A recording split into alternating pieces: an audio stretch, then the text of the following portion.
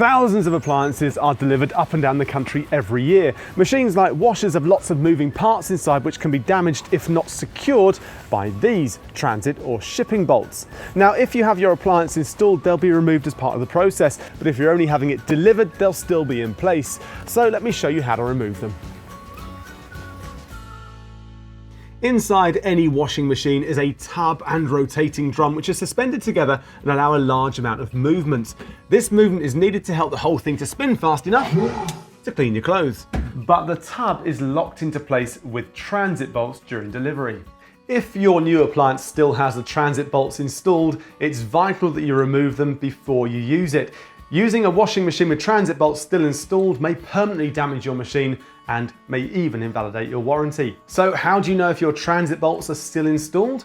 Well, they should be clearly visible from the back of your machine. They'll either be 2 or 4, and sometimes they're color-coded like here, or they may be just plain white. The other clear way of checking is to try to move the tub. With the bolts installed, it won't move at all. Compared to a machine with the bolts removed, you can clearly see the difference.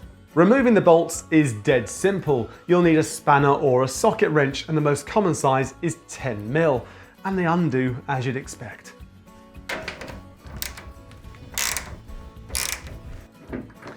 Once it's fully undone, remove the bolt and its holder, and then cover the hole with a supplied cap.